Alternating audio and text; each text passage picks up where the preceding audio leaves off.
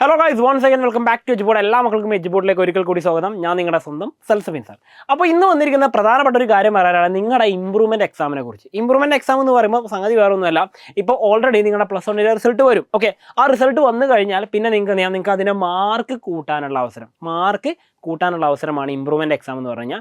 അതായത് നിങ്ങൾ പരീക്ഷ എഴുതി കഴിഞ്ഞു, ഇനി നിങ്ങൾക്ക് തോന്നുകയാണ് ഇപ്പോൾ എനിക്ക് കിട്ടിയ മാർക്ക് എനിക്ക് പോരാ. ഇപ്പോൾ ഞാൻ പരീക്ഷ എഴുതി കഴിഞ്ഞപ്പോൾ എനിക്ക് കിട്ടിയ മാർക്ക് 80 മാർക്കിൻ്റെ പരീക്ഷ ഞാൻ എഴുതിയപ്പം എനിക്ക് ആ കിട്ടിയത് 50 മാർക്കാണെന്ന് വിചാരിക്കാം.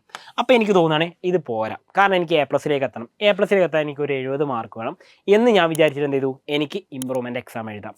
അപ്പോൾ നിങ്ങൾ മനസ്സിലാക്കണം, ഇമ്പ്രൂവ്മെൻറ്റ് എക്സാമിന് പോകുന്നതിന് മുമ്പ് നിങ്ങൾ മനസ്സിലാക്കണം 5 കാര്യങ്ങളെ കുറിച്ചാണ് ഇവിടെ പറയുന്നത്. ആ 5 കാര്യങ്ങൾ ഓരോന്നും കൃത്യമായിട്ട് നോക്കിക്കാം. അതിൽ ആദ്യത്തെ കാര്യം, ഒന്നാമത്തെ കാര്യം എന്ന് പറഞ്ഞാൽ സബ്ജക്റ്റ് ലിമിറ്റാണ്. നിങ്ങൾക്ക് ഇമ്പ്രൂവ്മെൻറ്റ് എല്ലാ വിഷയങ്ങൾക്കും എഴുതാൻ പറ്റുമോ? ഇല്ല. ആകെ എഴുതാൻ പറ്റുന്ന 3 സബ്ജക്റ്റിന് മാത്രം.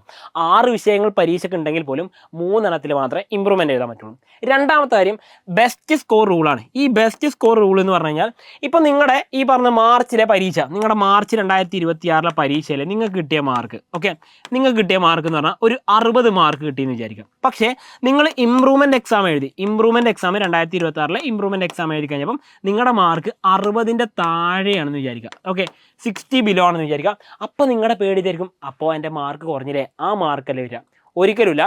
നിങ്ങൾക്ക് ഉള്ളതിൽ ബെസ്റ്റ് ഏതാണ്, ഇപ്പം നിങ്ങൾക്ക് കിട്ടിയതിൽ ഏറ്റവും കൂടുതൽ ഏതാ, 60 മാർക്ക് മാർച്ച് കിട്ടിയതാണ്, ആ മാർക്ക് തന്നെ ഉണ്ടാവും. ഇമ്പ്രൂവ്മെൻറ്റ് എക്സാം എഴുതി മാർക്ക് കുറഞ്ഞാലും പേടിക്കണ്ട, അത് നിങ്ങളുടെ സ്കോർ കാർഡിൽ എന്ത് ചെയ്യുന്നില്ല, വരാൻ പോകുന്നില്ല. അപ്പോൾ അത് ബെസ്റ്റ് ആയിട്ടുള്ള സ്കോർ ഏതാ വെച്ചാൽ അതാണ് എടുക്കുക. ഓക്കെ, മൂന്നാമത്തെ കാര്യം തിയറി എക്സാംസ്. ഇവിടെ എന്തില്ല, no practical exams. Okay, practical എക്സാംസിന് നമുക്ക് ഇമ്പ്രൂവ്മെൻറ്റ് ഉണ്ടോ? ഇല്ല. അതാണ് ഏറ്റവും വലിയ പ്രത്യേകത. ഈ പറയുന്ന പ്രാക്ടിക്കൽ എക്സാം എന്ന് പറയുമ്പോൾ നിങ്ങൾക്ക് +2 വരും അല്ലേ, അതിന് ഇമ്പ്രൂവ്മെൻ്റ് ഒന്നും ചെയ്യാനുള്ള ഓപ്ഷൻ ഇല്ല, അതിന് കിട്ടിയ മാർക്ക് അത് ഉണ്ടാവുള്ളൂ. അപ്പോൾ പ്രാക്ടിക്കൽ എക്സാം ഒന്നും ഈ പറഞ്ഞിരിക്കുന്ന ഭാഗത്തില്ല, തിയറി എക്സാം മാത്രമാണ്. ഇനി നാലാമത്തെ കാര്യം എന്ന് പറയുന്നത് ആപ്ലിക്കേഷൻ ഫീ എന്ന് പറയുന്നത്. നമ്മുടെ ഇമ്പ്രൂവ്മെൻറ്റ് എക്സാമിന് നിങ്ങൾ പറയുന്ന +2 പഠിച്ച സമയത്ത് പരീക്ഷയ്ക്ക്, അല്ലെങ്കിൽ +1 പഠിക്കുന്ന സമയത്ത് പരീക്ഷയ്ക്ക് നിങ്ങൾ അപ്ലൈ ചെയ്ത സമയത്ത് എക്സാം ഫീ എന്ന് പറഞ്ഞിട്ട് ഒറ്റ ഫീ അടച്ചിട്ടുണ്ടാവുള്ളൂ അല്ലേ. പരീക്ഷ ഫീ എന്ന് പറഞ്ഞാൽ ഒരു 500, 600, 700 രൂപയ്ക്ക് അടച്ചിട്ടുണ്ടാവുള്ളൂ. പക്ഷേ ഇമ്പ്രൂവ്മെൻറ്റിന് നിങ്ങൾ ചെയ്യുന്ന സംഭവം ഓരോ സബ്ജക്റ്റിനും ഓരോ ഫീസാണ്. അതായത് നിങ്ങളിപ്പം ഒരു സബ്ജക്റ്റ് ചെയ്തിട്ടുണ്ടെങ്കിൽ 200 രൂപ, ഏകദേശം ആട്ടോ പറഞ്ഞത്, അതല്ല കറക്റ്റ് മാറിക്കൊണ്ടിരിക്കും. അപ്പോൾ 200 രൂപ, 2 സബ്ജക്റ്റാണെങ്കിൽ 300 രൂപ, 3 സബ്ജക്റ്റാണെങ്കിൽ 350 അല്ലെങ്കിൽ 400 രൂപ, ഇങ്ങനെ റേഞ്ചിലായിരിക്കും വരിക. അല്ലാതെ എന്ത് ചെയ്യില്ല, ഒറ്റ ഫീ അല്ല, എല്ലാത്തിനും ഓരോ ഫീ ആയിരിക്കും ഉണ്ടാവുക. അപ്പോൾ നിങ്ങൾ എഴുതുന്ന സബ്ജക്റ്റ് എണ്ണം അനുസരിച്ച് എന്ത് ചെയ്യും, ഈ പറഞ്ഞ ആപ്ലിക്കേഷൻ ഫീയും മാറിക്കൊണ്ടിരിക്കും. ഇനി അഞ്ചാമത്തതും ഏറ്റവും ഇമ്പോർട്ടൻ്റ് ആയിട്ടുള്ള കാര്യം എന്ന് പറഞ്ഞാൽ ഇത് ആർക്ക് വേണ്ടി മാത്രമുള്ളതാണ്, ഇപ്പോൾ +2 പഠിച്ചുകൊണ്ടിരിക്കുന്ന ആൾക്കാർ. ഇപ്പോൾ ഒരു പക്ഷേ നിങ്ങൾ +2 കഴിഞ്ഞെങ്കിൽ നിങ്ങൾക്ക് ഇമ്പ്രൂവ്മെൻറ്റ് എഴുതാൻ പറ്റില്ല.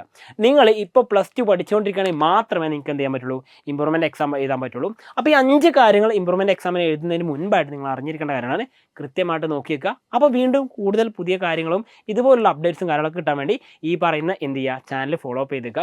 അപ്പോൾ വീണ്ടും പുതിയൊരു വീഡിയോ ആയിട്ട് കാണുന്നതായിരിക്കും. ഇറ്റ്സ് മീ സെൽസഫിൻ. ബൈ.